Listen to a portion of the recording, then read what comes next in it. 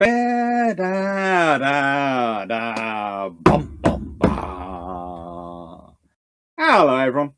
So, today has been an interesting day. And first things first, I'm going to do these things in chronological order. First things first, YouTube flashed up at me and went, "Do you want insight into your viewers?" And I went, "Well, go on. I'll click on that and see what rabbit warren that takes me into." And it flashed me through and it said, "Do you know your female viewers?" Okay, fine.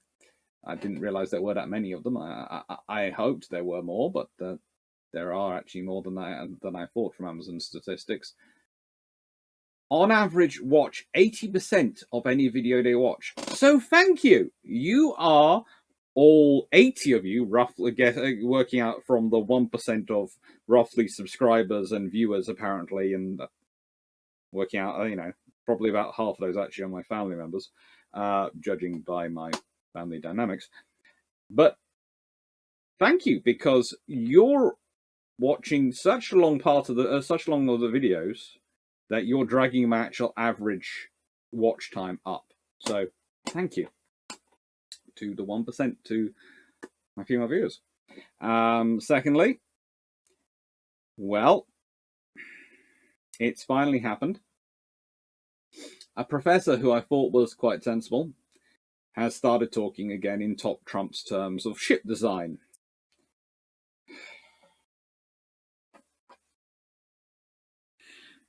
I don't know what happens. I do not know why this is. This thing is kind of like, you're going, "Oh, these ships were terrible because why? They don't fit your analysis of what would be a good ship?" "Oh no, it's because they don't match up compared to our ships in terms of this specific scenario." Oh, whoopee doodah. Does that really matter? No. Also, it shows how little they actually have understanding of these things, because as a rule, the ships aren't actually that massively different once you start really stacking them in. They are orientated differently. They are reflecting of the different scenario.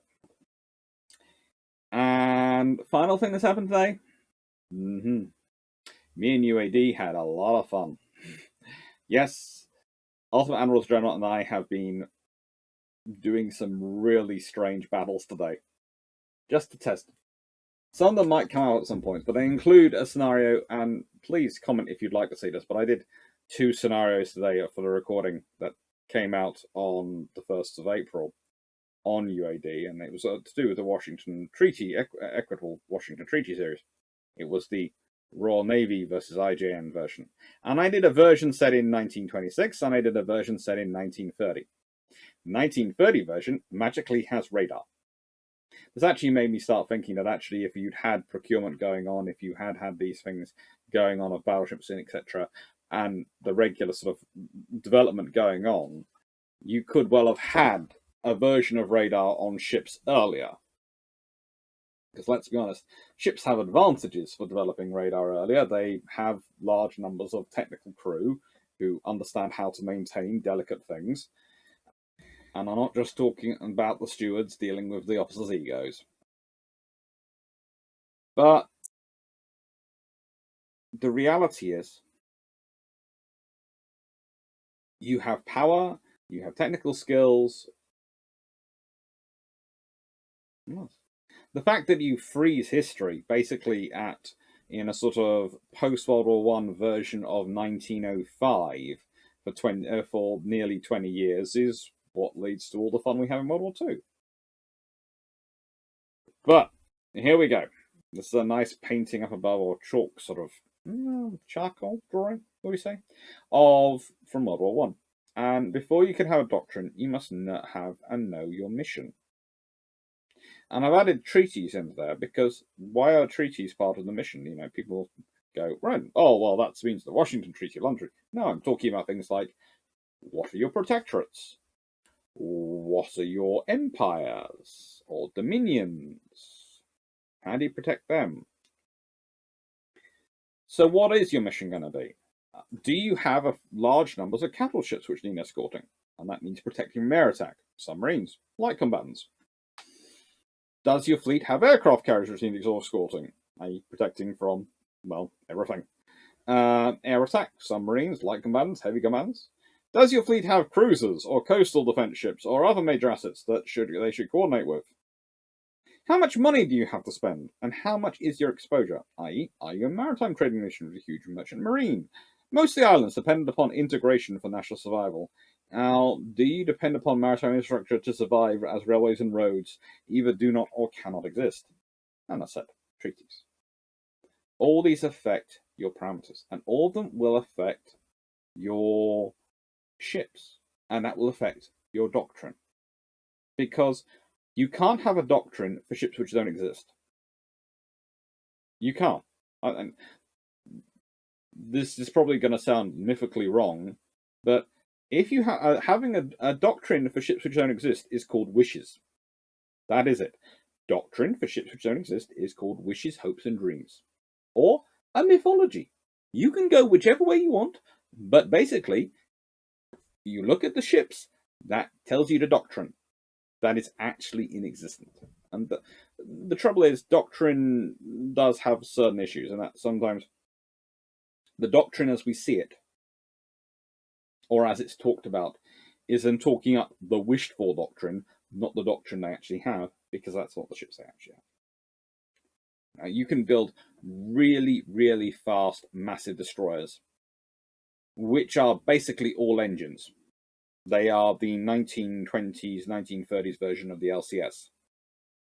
Everything's built about making them as fast as they can go. And they sound so sexy and so cool.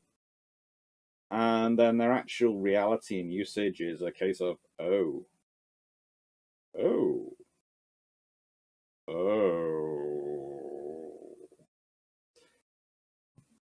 So, this all has an impact. What technology you have. You know, the difference. If we talk about the Royal Navy, we often talk about that 4.7 inch to 4 inch, you know, the guns they're putting in.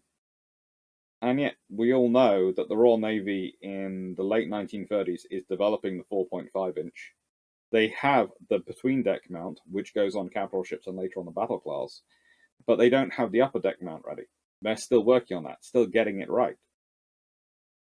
Give them another year, 2 years of peace, they might well have got it right and fitted in ships, and then you could have ships having all of those, having those 4.5 inch guns put in, which have a far higher angle of fire than the 4.7s.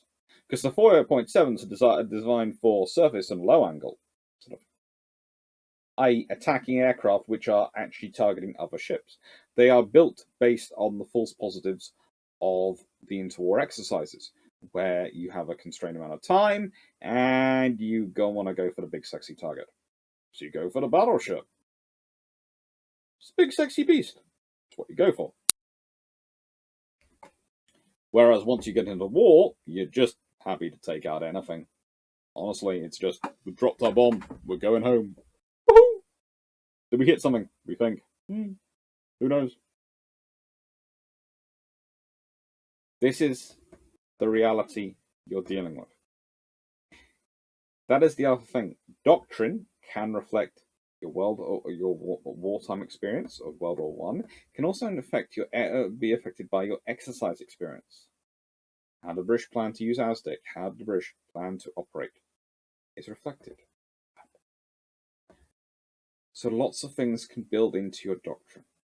Your missions, your experience, your technology. But there is another X factor which builds into it, and that's your crews. I would never want to really critique some nations' doctrines because their crews don't exist for some reason. They either have very small numbers of ships, so they don't really have the ability to have a doctrine as we would understand it, or their crews just all get wiped out. And I was asked to look at all the combatant powers, and that includes Germany, Italy, Japan, the It's Complicated of France and Russia. In that, Russian naval operations don't really get the same play as others. And they start off neutral, end up being attacked, join the Allies, but they don't really get the technological transfer integrated into the Allies, and they don't really operate in the same way. And to be honest, they don't really get to operate even as the way they envisaged. And there's France, which has all these plans for how to fight in the Mediterranean. And to an extent, the Germans built themselves to fight the French, and the Italians built themselves to fight the French, and the French built themselves to fight the Germans and the Italians, and then it doesn't happen. Rather a disappointment all round. Admittedly, not in terms of lives lost or anything like that, but I spent all those years planning on it, and then it doesn't happen. It's almost as bad as the UK and Japan, who, well, I would honestly say UK spends most of its time building up its night fighting skills, and Japan build up their night fighting skills, and the two destroyer arms which are strongest night fighting going into World War II are the Royal Navy and the Imperial Japanese Navy, and the destroyer arms don't really get to have a night battle. And it's a case of, will we ever, we can never really know, therefore, what the reality of those two night fighting doctrines clashing would have been. We get snippets of it. But we're not getting fleet engagements, we're getting individual ships. And an individual ship's doctrine is very different than a group of ships doctrine. And what you do if you're one ship alone versus if you're a flotilla, well, that's going to be different. What you do if you're a one ship alone versus a flotilla backed up by a battle fleet versus another flotilla backed up by a battle fleet is incredibly different. You can't really, from individual ship actions, assess doctrine. You can assess the quality of the crews. You can, to an extent, assess the quality of the ships, to an extent. Adjusted for context, and adjusted for other variables which have an impact. But you can't really assess doctrine from a single ship action. It's not really fair, and it doesn't make sense. So, here are the Germans. Here is the point I always make about the German Navy. They start World War II with 22 destroyers. By the time the Battle of Narvik is over, they are down 11 destroyers. And that includes many of their newest destroyers. 5 of their Type 1936 destroyers. A large number of 1934As and even 1934s are gone at Narvik. But 2 had gone even previous to that, thanks to German misidentification by the Luftwaffe of deciding that these destroyers going out trying to lay a minefield and attack the British must be British, so we must take them out.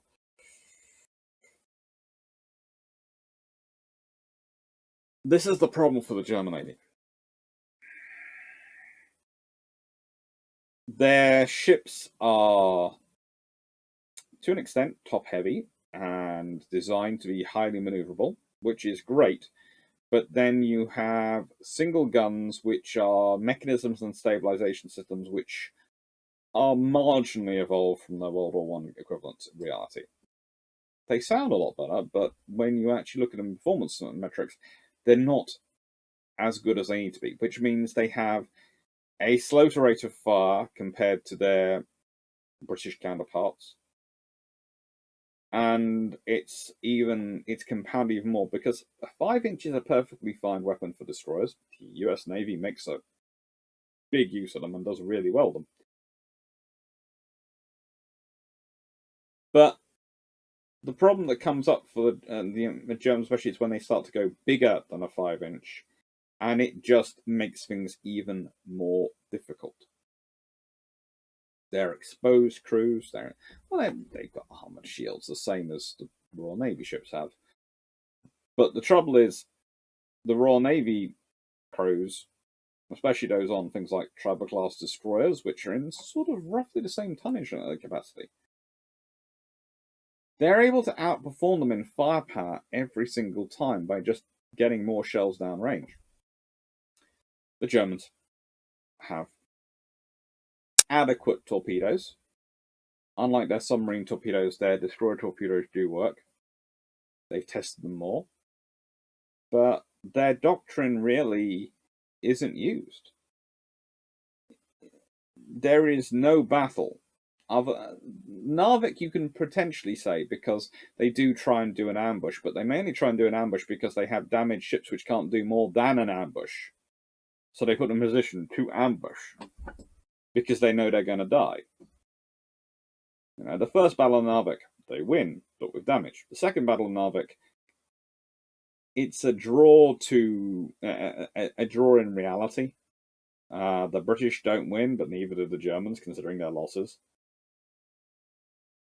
And then there's the third battle of Narvik, and that's just horrid for the Germans.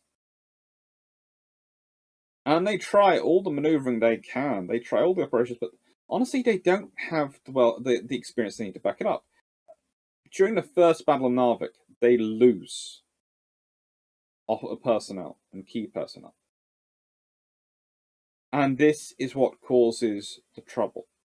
First battle of Narvik, they lose key personnel. Second battle of Narvik, they lose even more key personnel, specifically their commanding officer. And by the time you got the third battle of Narvik, they've lost any experience they had, any kind of really coordination and control they've had. They're trying to scramble it, and they don't have the depth of experience. And the reason they don't have depth of experience is quite simply revealed by this. 1934, 1934A, 1936, 1936A. Okay, considering ships take roughly 2 years to build and enter service and commissioning, the German Navy and the Type 1936As, quite all of them haven't even entered service when war begins. And the German Navy's kind of not been having any space to develop its destroyer experience. And they're building destroyers to act as escorts to help with shuttling their capital ships and surface raiders out into the North Atlantic, which is great. This you can see in their balanced armament. In fact, they've got AA guns and anti-surface weapons. It's fine. It's roughly according to the British practice with the 4.7-inch guns. I have to be fine to that one. I don't critique the British. I'm not going to critique the Germans on this one. The 4.7-inch to 5-inch is the fitting makes sense in terms of the early 1930s. And the British are developing something better. It doesn't get in service, sadly enough. The Germans are doing something similar. But the trouble is, you build 22 ships. That's not enough. They are nowhere near ready for war. And then they lose 11 when the war has barely begun by the end of April 1940. 50% losses. What are you going to escort things with? Your ships have gone from being 2 flotillas, 2 and a bit flotillas, let's be honest. They're tribal flotillas, there's 8 ships in a flotilla, so yeah, they're nearly free with 22. If they are regular destroyer flotillas we're comparing them to, and they're certainly more used as utility destroyers than tribal destroyers, then they should have 8 ships and a flotilla leader. Which means it's normally 18, which means in the nicest way, ooh, you've only got 4 remainder. 2.5. They just haven't got enough ships. Conversely, we can then go to the Regia Marina, who build their ships with 3 things in mind. High speed, the experience of the torpedo boats from fighting in the Aegean, which is why their destroyers really do look like enlarged torpedo boats. In fact, they look far more similar to the German torpedo boat than they do really proper destroyers.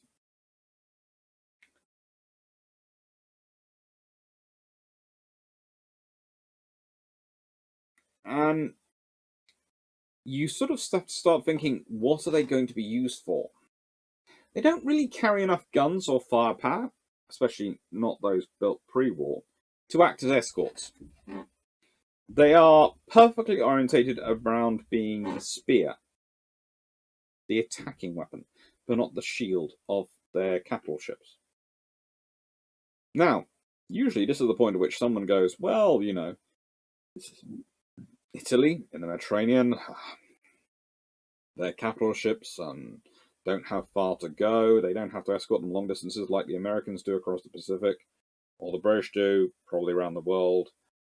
They are looking at just going out, attacking and dominating the central Mediterranean, and using that as their base of operations to allow them to control the world. That's a good point. It's a very good point. And I'm not going to disagree with it. But the trouble is, you just said that's going to involve the capital ships going out.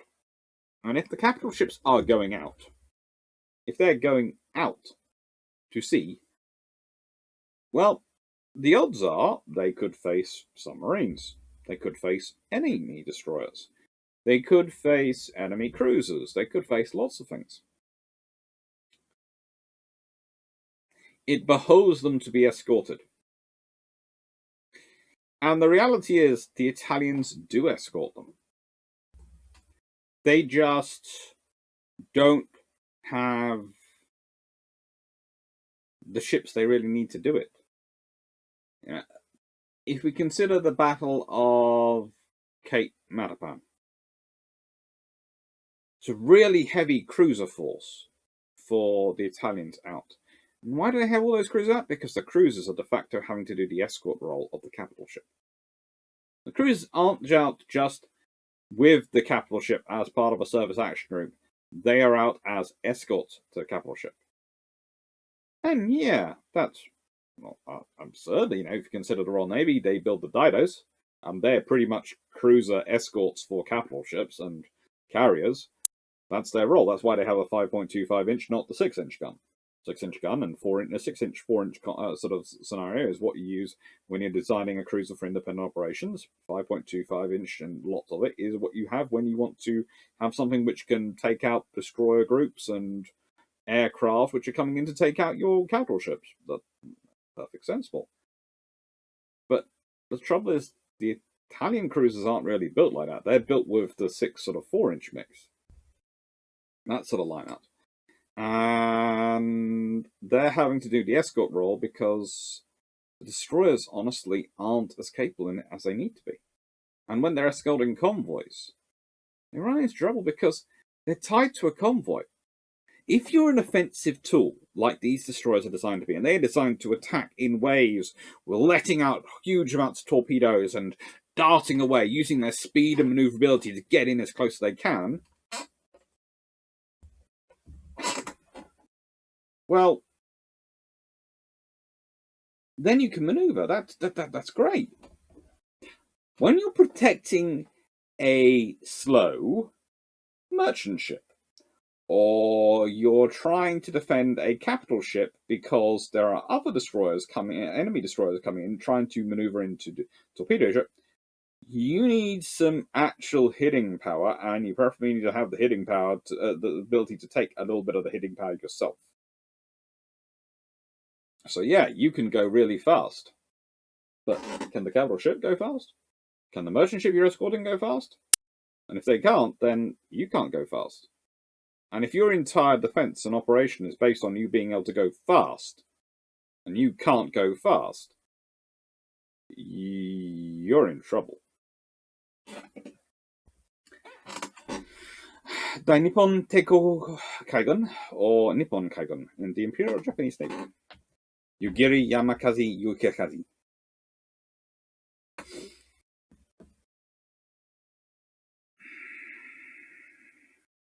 The Japanese have a problem because their ships are supposed to do 2 roles.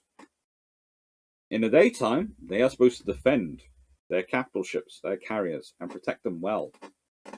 Make sure no American destroyers or patrol boats or aircraft can get close to them.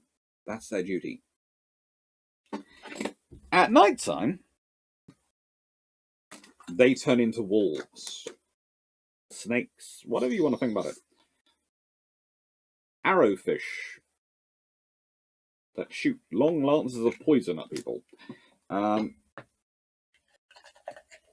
All of these are options because their role at night is very simple.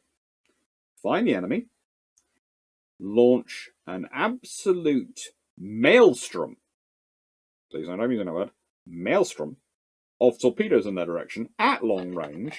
Hope the enemy don't realise you're anywhere nearby, so they just proceed along in a nice, straight, orderly fashion and get wiped out.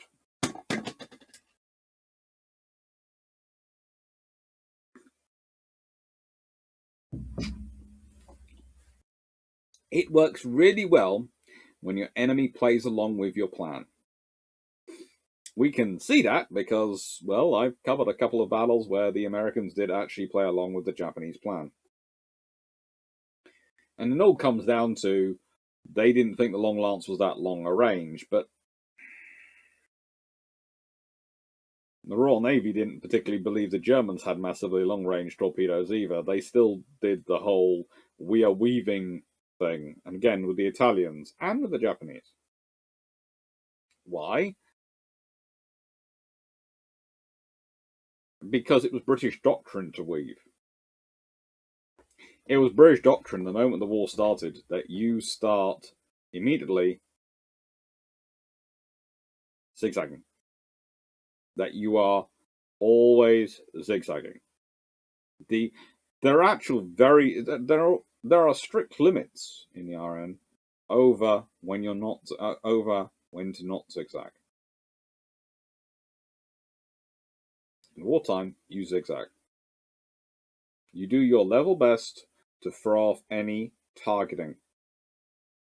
Not because of destroyers with long-range torpedoes. Please don't think the British have assumed that. The British had no present knowledge of that. No, the British knowledge was based on submarines. And this is an experience of World War One. Just as the Japanese experience is based not on World War One, but on the Russo-Japanese War.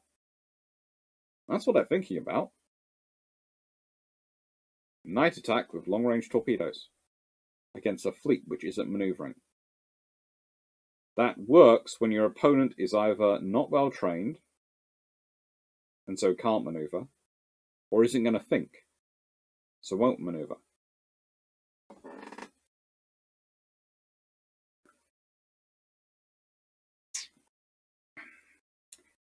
Unfortunately, they have a small problem, the Japanese, and this problem really shows up in their Destroyer Doctrine. Because convoy escorting is not really part of their brief. They'll end up doing a lot of it, but not really part of their brief. And I often think this is because the Japanese realize they can't win a long war. They can't win a long war versus America. They can't win a long war versus Britain because of the infrastructure issues. So they have to put everything they can into hopefully winning a short, sharp, spectacular war. Everything has to be around the speed.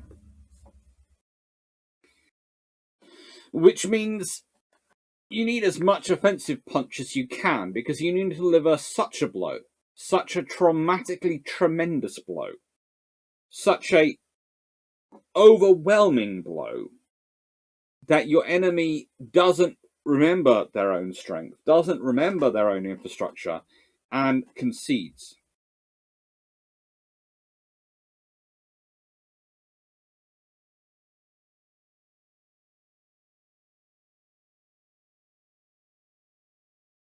It's an issue.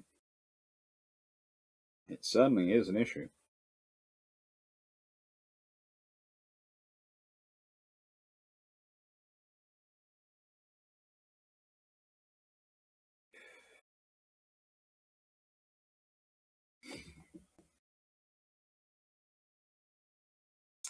But for Japan, they never got that war. The Americans were never that dumb. The British certainly wouldn't have been that dumb because, as I said, the British were already weaving. And the British plan for war entirely in Japan was a long war. Honestly, Japan would have been better off against the French or the Italians.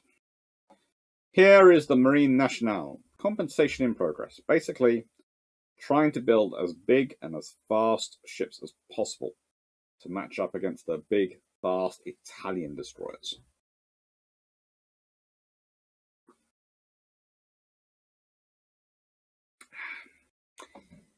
It's treating war like it's a Formula One race. When if war is closer to anything, it's this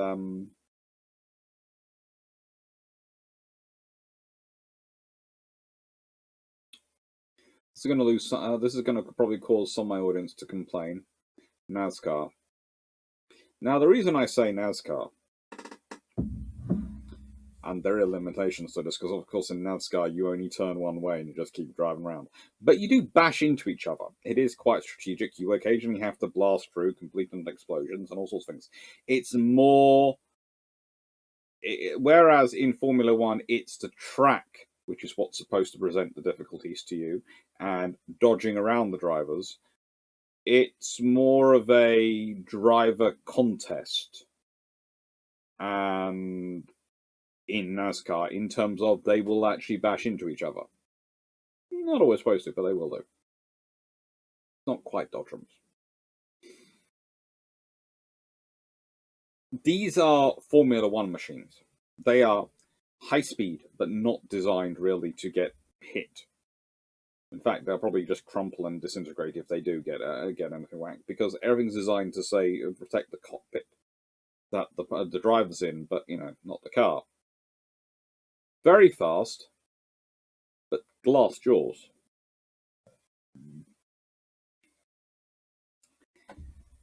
The French have various points for why they're making them so fast. They have to be scouting for the Dunkirks and protecting them. Well, that comes up. The Royal Navy used the same excuse with the JK, with various vessels like the JKs and Ns. And the post-tribal big ships. But, and I say this with kindness,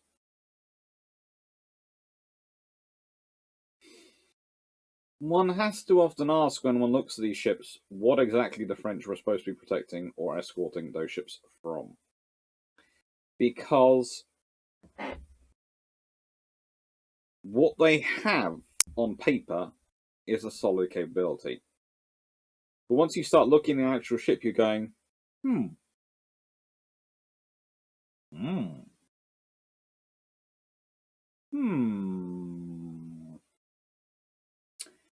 And you also realise that there is an actual discussion going on. And I know in the live I did a bit of a funny take on it, and I'll probably do that again now. Where it's basically sort of the French going to, Mama, Britannia, how do we deal with these torpedoes, the Italian torpedo destroyers? Mama Britannia looks down the little French Pierre and goes, Pierre, it's quite simple. You need the guns. The bang-bang. The bang-bang. Because that is what the Royal Navy is worrying about and dealing with at this point. The Royal Navy is understanding of the difference between your destroyer roles. They need to be both, in terms of their wartime roles, escorts, protecting things, but how do you protect a carrier versus a large surface combatant? How do you coordinate with cruisers in a fight? How do you protect a capital ship if it's being attacked by cruisers and an enemy capital ship? Use your torpedoes. You go offensive. You have to use your guns to hold off lighter threats, destroyers, aircraft, torpedo boats. Your depth charges to an Aztec, if you're lucky enough to have it, to hold off submarines. Your torpedoes, they are for holding off the big prey. They're for really hammering at home and causing them issues. And you have to balance that through in a destroyer. And I often think with the Marine Nationale, with these ships, they aren't built so much for those roles as they are built to compete with the Italians. They're built with the guns they need to try and take out the Italian destroyers. Yes, try to. But probably need more firepower for that. But mostly they're built about part of this speed competition, this national pride when it comes to speed. And that really undermines them. Now, we have the Leningrad here, which both the design on paper and the actual ship. And I consider that to be one of the best designed and built Italian destroyers in World War II. We have the Razumny and the Tashkent. The Razumny is the Russian utility destroyer, basically. And the Tashkent is the Russian design destroyer leader, the Russian equivalent to the Italian built version for them.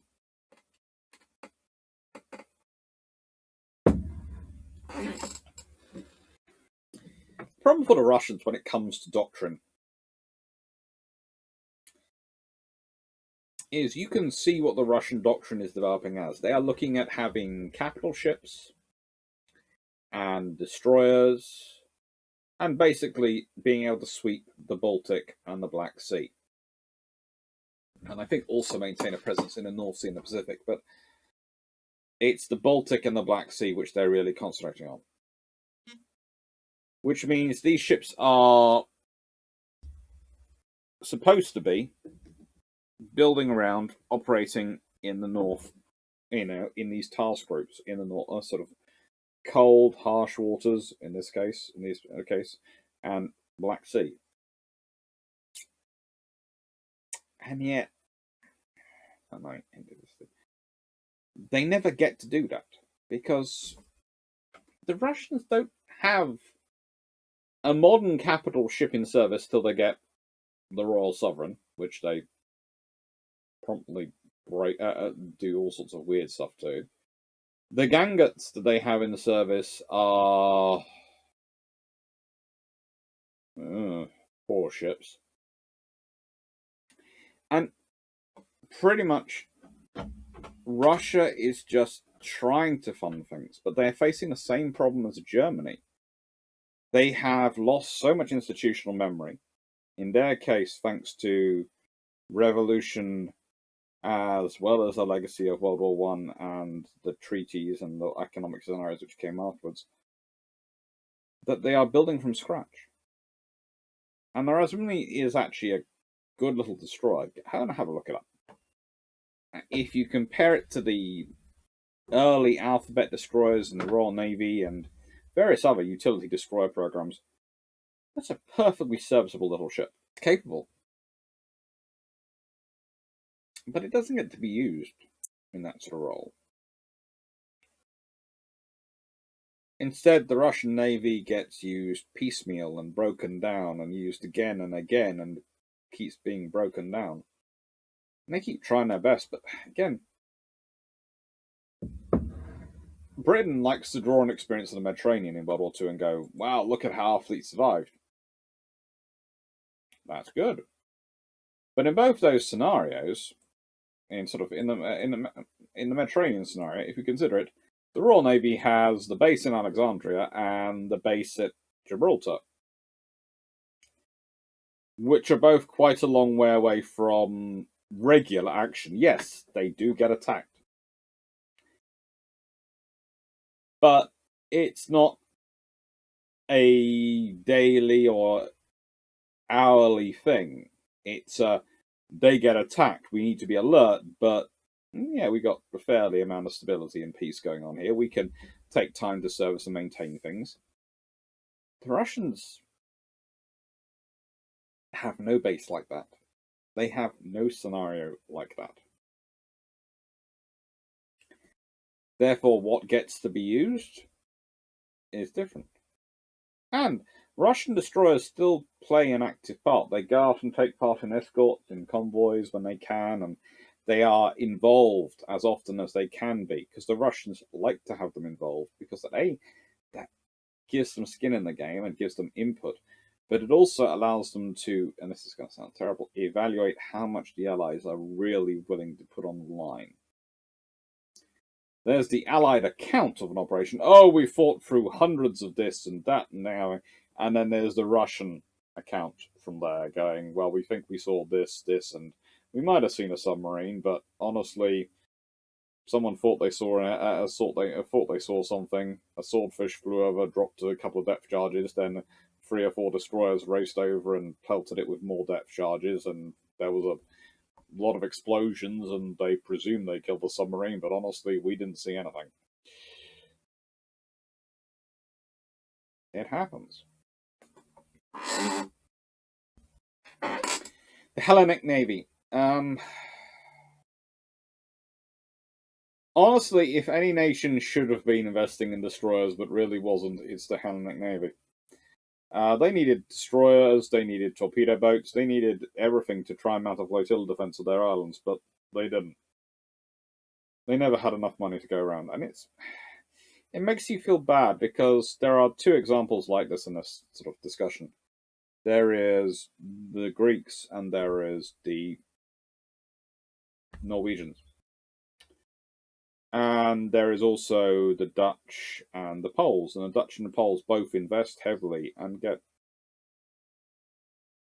problems back for it because they just lose their ships. And the same thing happens to the Greek and the Norwegians for different reasons.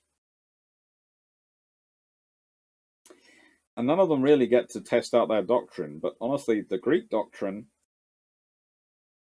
well, this is a British utility type based off the H-class. This is their World War I sort of era torpedo destroyer, which is still sort of in service at this point. And there is an Italian vessel as well.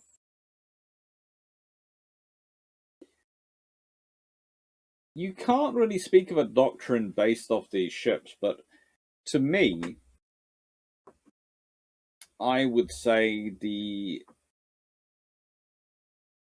Greeks were trying to go for an ambush predator force. And that makes sense. If you've got islands, etc., if you can have a few destroyers waiting around them so for the enemy surface fleet to come round and then they charge out and blast off torpedoes, that can have an impact. That can really ruin your day. But you need more. A couple of destroyers does not an impact make. A couple of destroyers with something destroyer leaderish, with more guns, possibly even tribal destroyerish, but not quite. What I'm talking about is probably more JKN class, that sort of thing.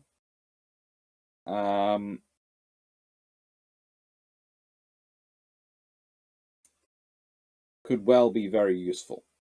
Something with enough firepower to quickly swat aside, or at least, maybe not swat aside, but quickly overwhelm or distract enemy destroyers before launching your torpedoes at the main threat. 4 or 5 of such destroyers in a pack would be a scary formation to come across. And that seems to be what the Greeks were wanting to build, but they don't really build it. Because they don't have the money all the time. The Dutch. The Isaac Spheres is one of the most decorated ships of World War II. It's one of the best as well. The Dutch are building these destroyers to escort their battle cruisers.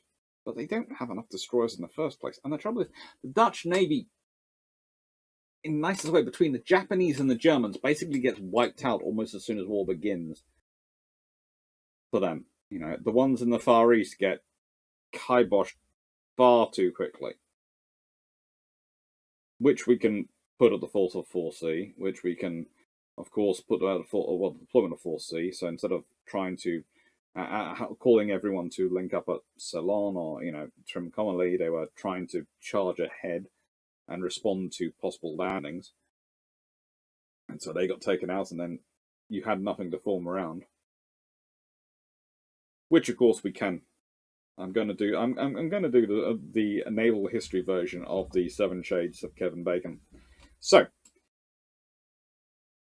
the Dutch destroyers don't get to form up into a group and operate with fast ships as was their doctrine. They were supposed to be the pincer arm or working off fast capital ships. because the only fast capital ships in that part of Southeast Asia get destroyed early on. Those ships get destroyed early on because, well, one of them is a King George V class battleship, Prince of Wales, and one of them is called St. Thomas Repulse, which is a World War I era battlecruiser that hasn't been upgraded. Now, King George V class were delayed because they were trying to figure out and get their quadruple 14-inch turret to work, because Beatty's former chief of staff and flag captain, Admiral Chatfield, who was the first SEAL at the time, had decided to go with the 14-inch gun rather than the 16-inch gun or a 15-inch gun in treble mounts, because he was thinking it would be a nice gesture, which would make everyone else want to lower the limit down to 14-inch guns, and he was persuaded by the politicians this is what would happen. And of course, no one lowered the limit at all.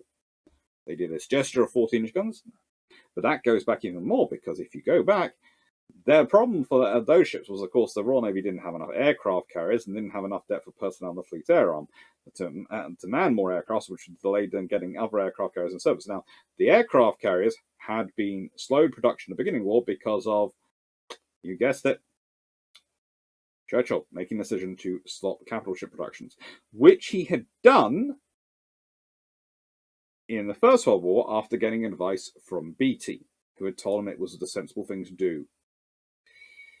Now, we can go even further. Now, if we go back, of course, all this and the Dutch lack of productions and everything else goes back to the World War I, the post-World War, immediate post-World War I treaty era, where you have the Washington Naval Treaty, which stops production of capital ships. If you'd had capital ships under production in Britain and in America, etc., as a continual thing, maybe on a reduced level, as I've been proposing an equitable treaty system, you would have had ongoing infrastructure producing armour and all the materials needed for the ships, which would have made it far easier for the Dutch and far cheaper for the Dutch to go about a project of building such ships, because there would have been a far greater level of supply to deal with the far greater level of consistent demand. Even if that demand was just a couple of ships every 2 years, that ongoing demand would have maintained the facilities and the infrastructure.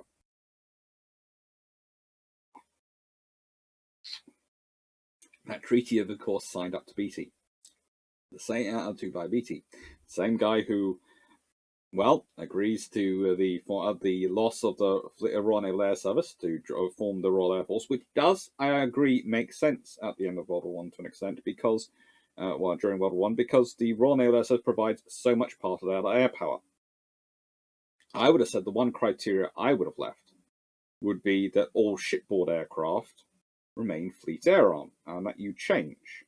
Because whilst it makes sense, heavy bombers, etc., going to the RAF, if you're forming an RAF, if you're maintaining a force which still has Royal Marines as part of its naval service, that are land troops you land from the sea, what is the logical thing of going, you know what, the land is multiple options, the sea is one, so we have to have all the submarine ships, etc., on our command, but we're going to also let the air be one, and that's going to come out, even if they're operating from our carriers, where it means they're all going to have to get dual certified in the complexity.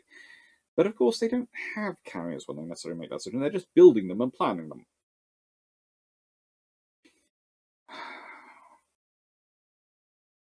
All goes back to Beatty. But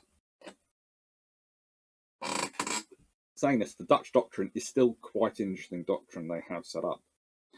And it's not really night operations, although they do adapt to the British-style night operations very quickly. And Isaac Swears itself gets involved in the Battle of Cape Bon and acquits herself very well there, and several other options with Trouble-class destroyers, because the Dutch are very, very good destroyer officers. They do produce a very good crop of them,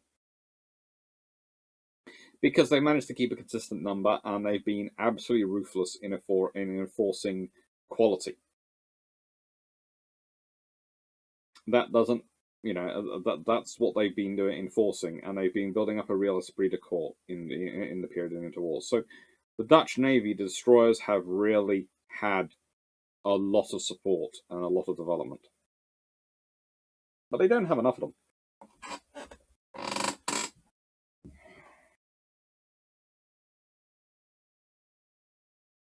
I know that was a lot of more than a beat of silence. And again, I realize some people do not like silence, but every time I look at this, the sleeper class, and I consider this is what the Norwegian Navy had as destroyers, I sit there and go, Norway, why? Yes, there are a good arguments to be made that Norway wasn't as rich in the interwar period as it is today. I can accept that. You can also argue that Norway was very fiercely neutral. I can accept that. But Norway also borders Sweden, and Sweden builds that gets decent destroyers. And Sweden has a similar circumstance to Norway. And Norway is a maritime nation. For them, the littorals are incredibly important. They don't have cruisers. They have coastal defense ships, which are very powerful but very slow, and they're not upgrading them or building new ones of them anytime soon. Considering, whilst motor torpedo boats might be an obvious scenario, there isn't actually a limitation of places to base them and support them. So you need something which is longer and has bigger and has longer range. I would argue this is more of a sort of a upgrade, a sort of destroyer-sized torpedo boat than a destroyer. And I'm surprised Norwegians don't have better destroyers than this. They could either have bought them, or they could have built them. In fact, I'd have thought, with considering the Norwegians' shipbuilding industry, the capabilities of that industry, the capabilities of the shipyards in producing small ships for trawler work, etc., and their work they could put into producing some of the larger vessels, the merchant marine, I would have thought that destroyers would have been a perfect fit for national pride. But they don't. What is the purpose of Norwegian destroyers? Honestly, it's theoretically torpedo attack, but again, when you look at how they're used at points during the war, they're used almost as protection for the coastal defense ships,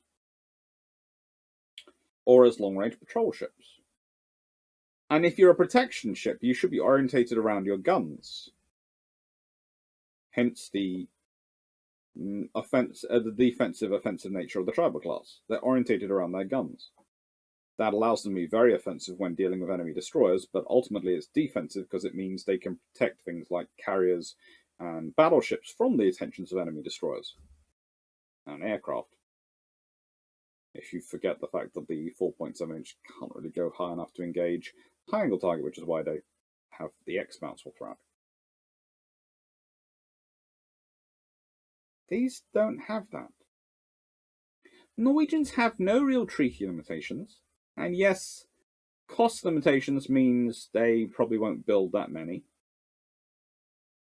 They could still build something decent. This is less than 1,000 tons.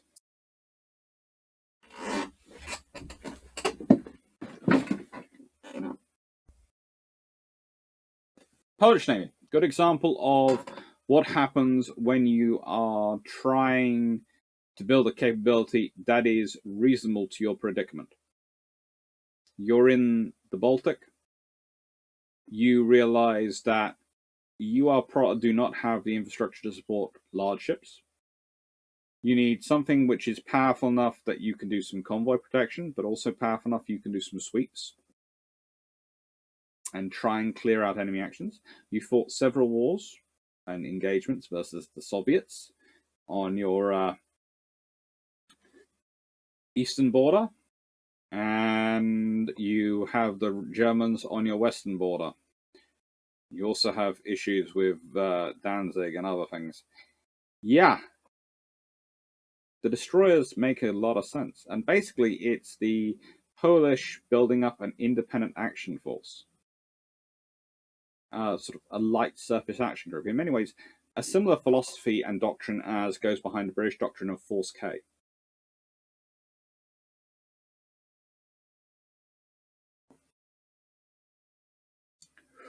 Which does give you some interesting ideas about what they might have done if they had got more. They do need more ships. They have 4. These two based on the Wicker, based on French designs, built by the French, and the Groms, built to British designs. The main problem you have is that the French designs are built for very high speed, and so therefore much of the hull is taken up by engines to get them up to that speed. The British are built slightly slower, but a lot more efficient and powerful engines, which take up a lot less space. So they're not that much slower in terms of operational terms, but they can carry a lot more firepower. In the end, probably for the Poles, the Groms were better than the Wicks. But they were good ships to have. And it was a good idea that they were pushing for them. And as I said, their doctrine is very much around having the speed to choose when to engage, but having the maneuverability and size that actually you have operating room in the confines of the Baltic.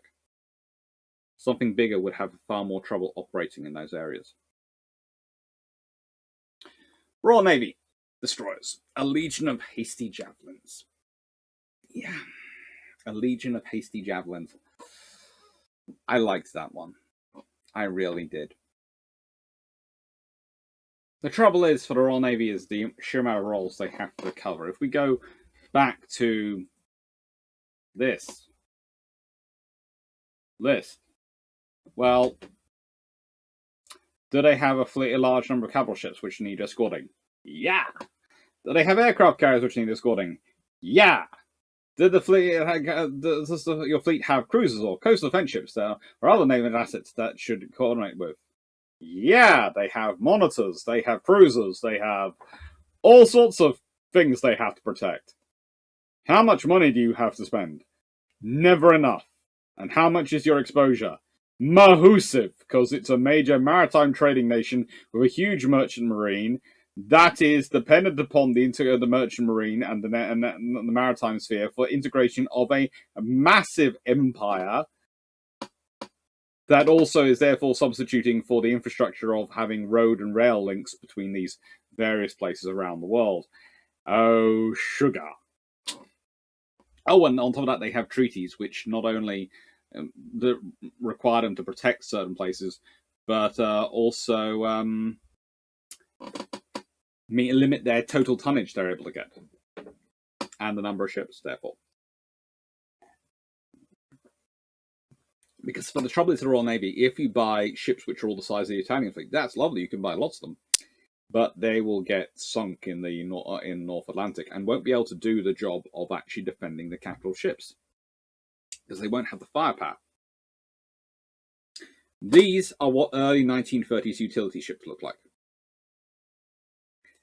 This is what a late 1930s, early 1940s utility fleet ship looks like. Okay? Fleet destroyer. Fleet destroyer. They're all fleet destroyers. But the thing is, by the time war comes around, firepower has grown that much.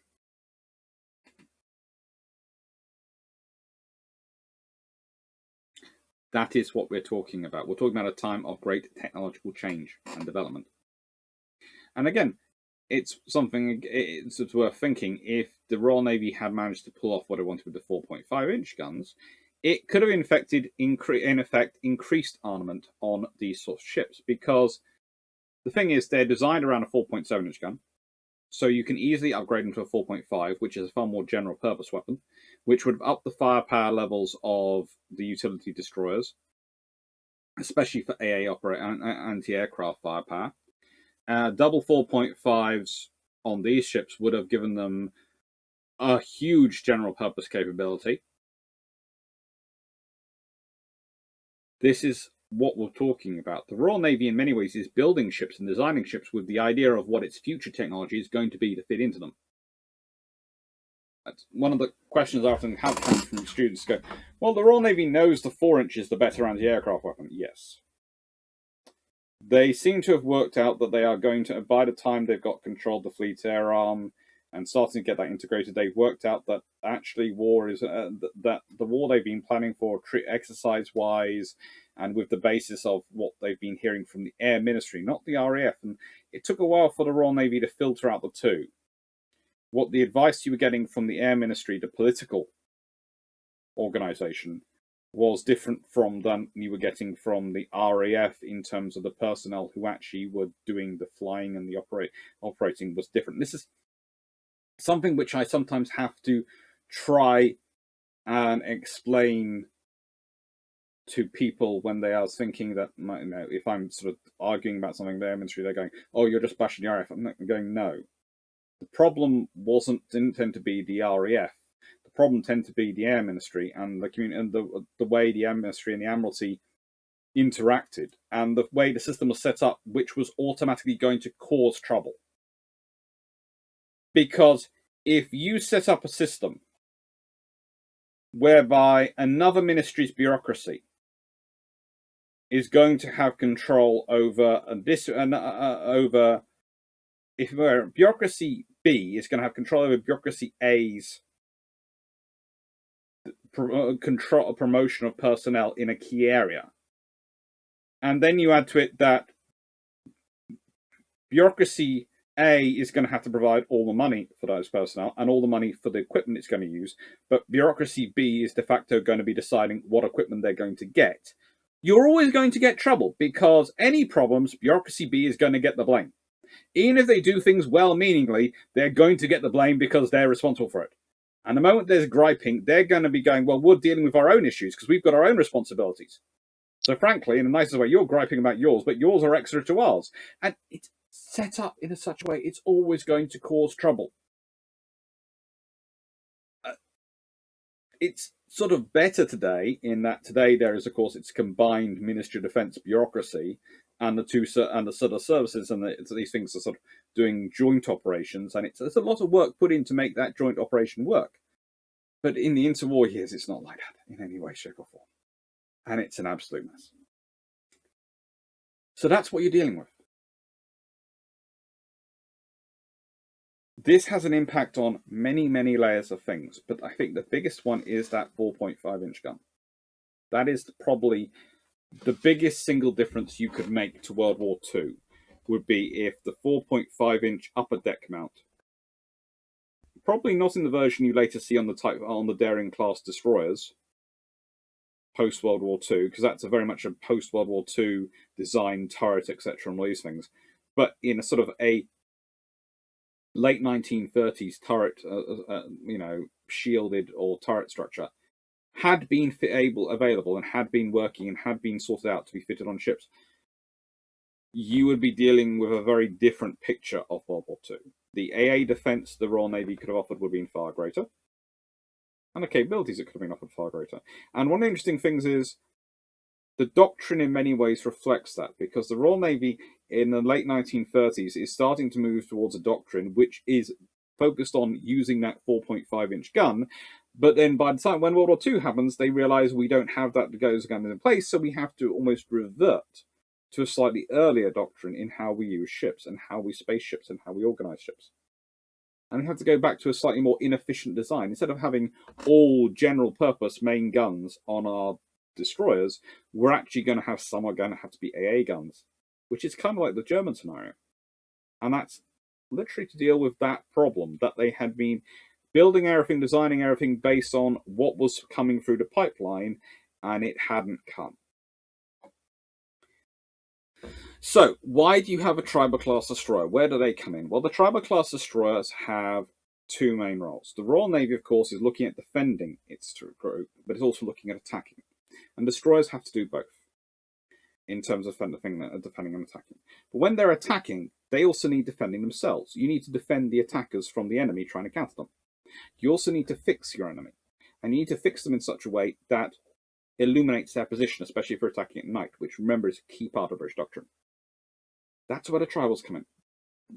They're about making sure the enemy is seen at night. And that's their war role. Protecting those destroyers going attacking in, protecting the capital ships from attacks by enemy destroyers, using their rapid-firing guns, and, you know, illuminating by fire, basically, enemy targets at night. So they'll be illuminating their position because they're blasting with their guns, while the other destroyers will be sort of sitting back a bit and trying not to reveal their position unless they're spotted and then firing their guns, so they can get closer and fire their torpedoes. That's what we're sort of talking about. Why do these destroyers make such a good fit for the Canadians and for the Australians, as well as because their peacetime roles include presence, include looking at sort of a cruiser and a flag, and these are navies which don't have as many cruisers. Especially for the Canadian Navy, the tribals become it. They have a couple of cruisers. They have an aircraft carrier, sometimes called aircraft carriers, some escort carriers. These things are all very much run-of-the-mill and occasionally there and available. For the Royal Canadian Navy, the tribal class destroyers are it. They are the big presence, the big thing, the big Canadian ship, and they fit that role. They are incredibly aggressive. They are incredibly capable. In the 9th of June, 1940, 9th of June 1945, the Battle of Ile-de-Basse, Ushant, they are absolutely critical as part of 10th Flotilla in driving off the German attack. And by the way, an attack which involved a ship which had been taken up from the Dutch, a destroyer which had been captured. So they are incredibly useful, versatile ships. They have two roles for a navy, and they fit in the doctrine for the British in terms of their fleet, but they also fit in the doctrine for their allied powers, their dominions. Does that mean they fit everyone? No. As I said in a live, these fit the doctrine of the British. They fit the needs of Britain. They fit the needs of their ally nations, which need ships which can do the cruiser role, as well as protecting ships doing the destroyer role, because they have such a diverse and wide array of commitments, especially for escorting convoys and all the other things. They need such a wide. Need these ships in this sort of backup role, because when you're designing ships for roles, you have the role which is likely to get likely to lose a lot of ships. So you design backups into your fleet for that role to cover that. Then you have the critical duties in your fleet. Well, they're likely to be targeted, but hopefully will suffer less casualties than the role which is likely to get killed a lot of. So you put in backups for that. And then you have all the subsidiary sustainment roles, the duties which need to be done and are essential for that fleet to operate. Well, the sustainment duties, the firepower, the protection of the destroyers, etc., all these things are all duties which need to be done and need to be done in triplicate. And that's what the tribals are for in the Royal Navy. That's what Britain needs them and needs those tribals to do, and they reflect that design. That doesn't mean that, but I will say this again and again. They are an excellent destroyer for the Royal Navy and the Royal Navy's needs, and the navies that operate with the Royal Navy's needs. But they wouldn't be excellent necessarily for the US Navy. They could use them, they'd certainly be very good, but they wouldn't be as good a fit for them. But it's the same with the US Navy's excellent destroyers, which are an excellent fit for them, would not be as good a fit for the Royal Navy. And there is nothing wrong with that. Because whilst you might have the same list of missions, your priorities in those missions can be different. What is more important to you? How that's going to affect those very small differences in interpretation of the importance and priority and premise of a mission are going to lead to big differences in what you expect from your destroyers' ships. A good example is the scrap iron flotilla. You could honestly not have a more aggressive bunch of destroyers if you tried. You honestly couldn't. In a war which features the Polish Navy, who literally like to flash obscenities at the Germans, I love the way people always presume they stop with "I am Polish" when they're relating that story. Yeah, the stories I've heard include other phrases added on to after that. But we'll go with "I am Polish." The Dutch, the rest of the tribal class destroyers, all those, the Fletchers, and some of the things the US Navy destroyers get up to, they're all amazing. They are all incredibly aggressive, but they are nowhere near as aggressive, as insane as the Scrap Iron Flotilla could be. They were these ships. The first 5 destroyers of the Royal Australian Navy to go to war. And they were absolutely 100% entirely insane. They had no concept of the idea of we're in a World War I ship, perhaps we should, handle this with care. No. We have torpedoes. Where are the enemy? The Australian fleet might be small, but they are the equivalent of the dwarves in Lord of the Rings or in any of Terry Pratchett's books. In that, small, yes. Do you want to annoy them? No. Because they just keep producing more weapons. Not sure where they come from, but more weapons just keep appearing. It's like they just put their hand out and an axe appears and they're coming for you. But in this case, it's a destroyer, so they put their hand out and boom! I got another torpedo! Do you want to have it? Here, it's coming for you! World War II could be rewritten as the Mediterranean conflict as the Italian Navy versus the Royal Australian Navy, and that would still cover quite a large number of the actions.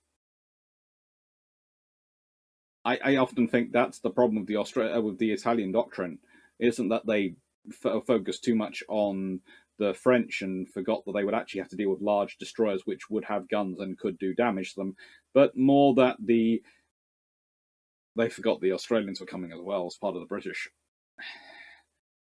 Just don't fight the Australians. And as I announced in the live, our plan for 2023,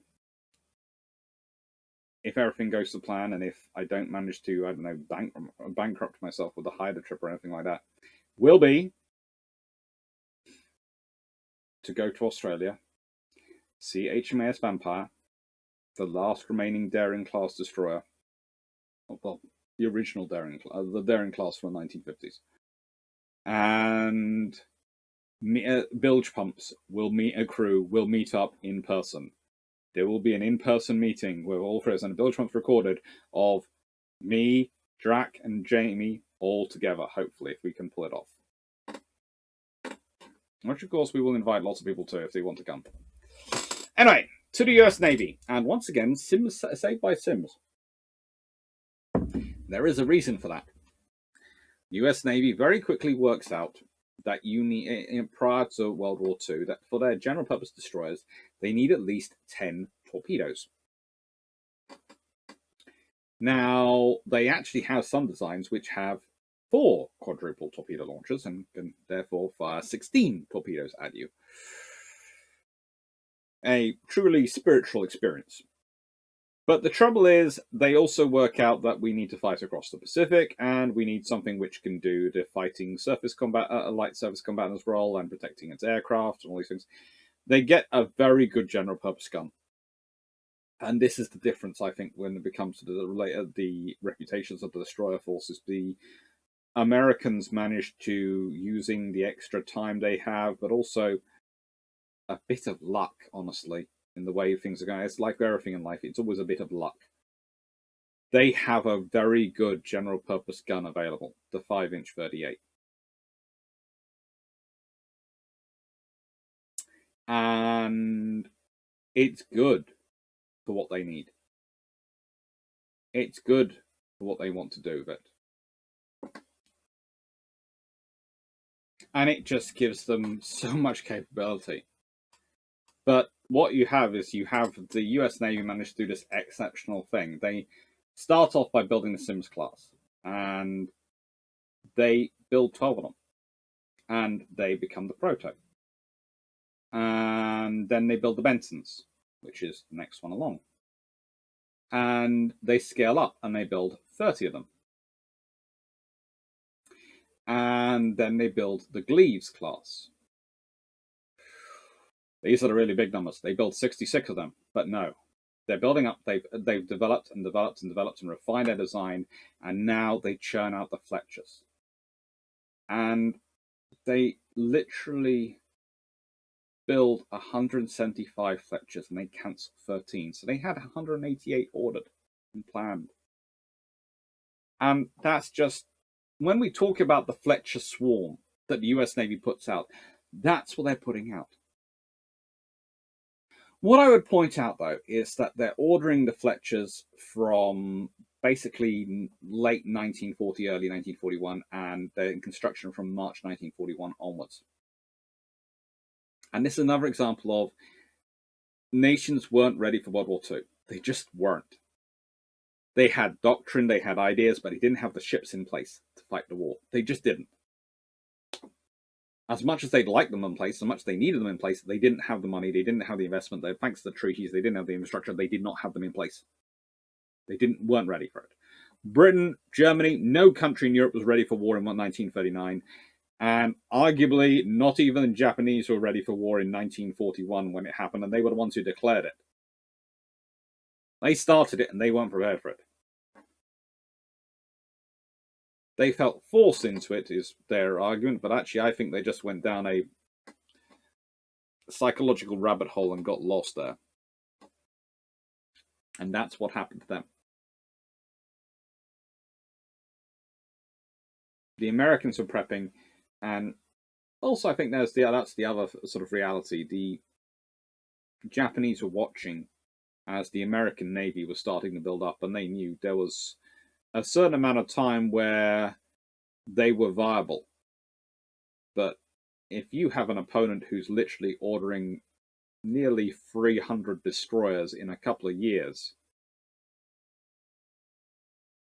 how are you supposed to fight that? How are you supposed to even think to fight that? And these are very good general purpose destroyers. They have enough torpedoes to threaten surface ships. They have a very good gun, which allows them to deal with surface ships, surface threats, and deal with aircraft. And they're being produced in numbers that are going to make those systems make sense. They're not utility destroyers, which need a larger destroyer to protect them. They're not built under those scenarios. They are, you could argue, utility destroyers, but they're late 1930s, early 1940s utility-sized destroyers.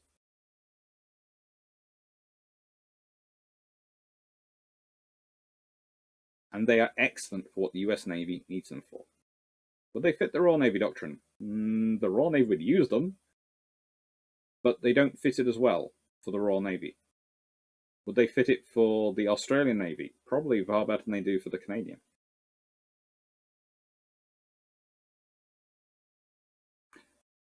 Actually, though, I would say the ships these are most needed by, the nation needed most needs these sort of ships, the Italians.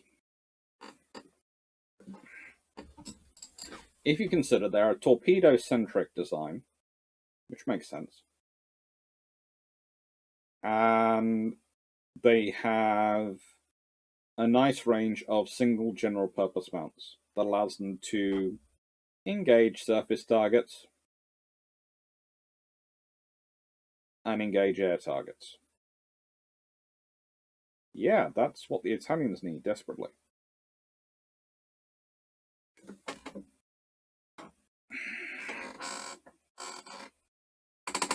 So I hope you found this useful. I hope you found the idea that warfare is not just a plus or minus game. That it's not a simple top trumps. That you can sit there and go, well, this is the best of all time. Okay. Normally, when I have someone try and sit there and go, well, this one has more firepower, this one has this. And list it off, I tend to go, I decide, first of all, is it Drac trying to wind me up? Is it Jamie trying to wind me up? Or is it someone who seriously believes that? Or is it someone who all they can think through is things in terms of top trumps? If it's the latter, then I go, yeah, culpa, and get away as fast as I can. Because honestly, I'm not going to...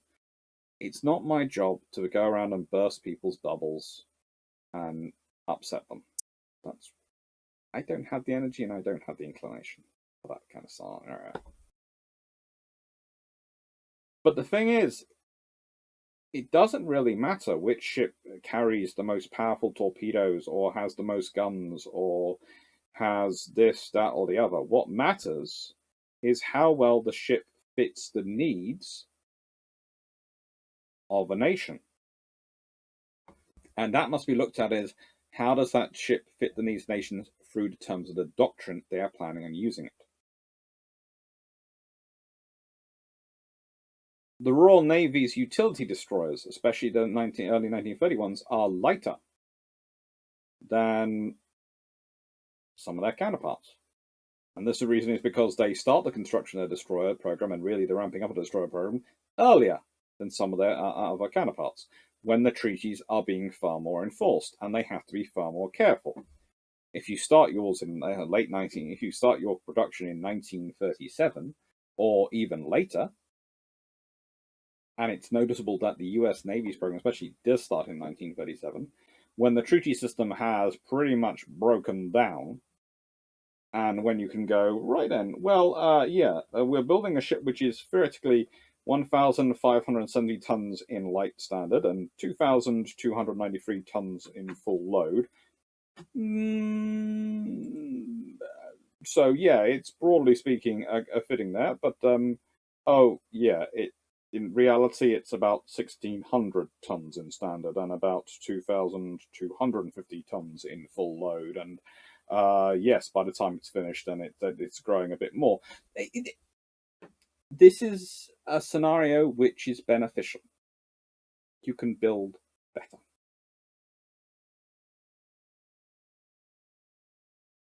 Can you build it better to fit everyone's? Can you build it as a universal destroyer which will be perfect for everyone's needs? No.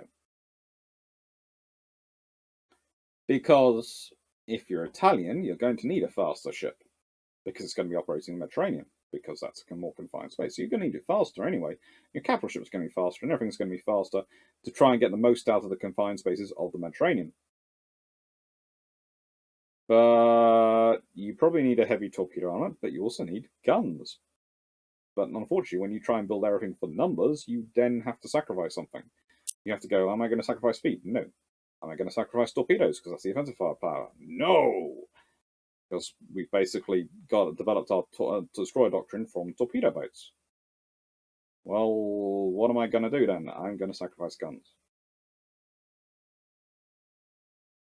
When you're out of it, and then in World War II, they don't have the resources to build more ships. So they really don't get a lot of new ships when war begins. This is another thing which happens in wartime, and it's something to think about the realities of navies when they're building their fleets pre-war. Do they think they're going to have the capacity and industrial infrastructure allowance and support to build ships in wartime? Do they think they're going to have the ability to replenish? And how does that affect their fleet plans? How easy are ships going to be to repair? Can they be repaired?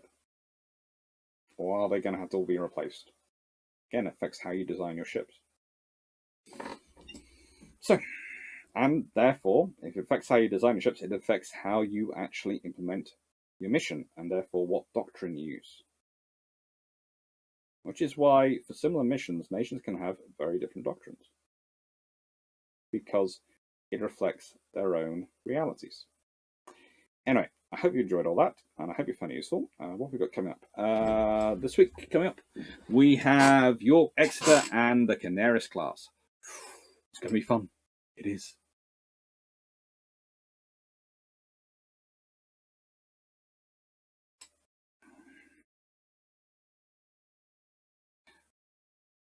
Oh, and if you've watched all this far, and watched right to the end, could you please do me a favour?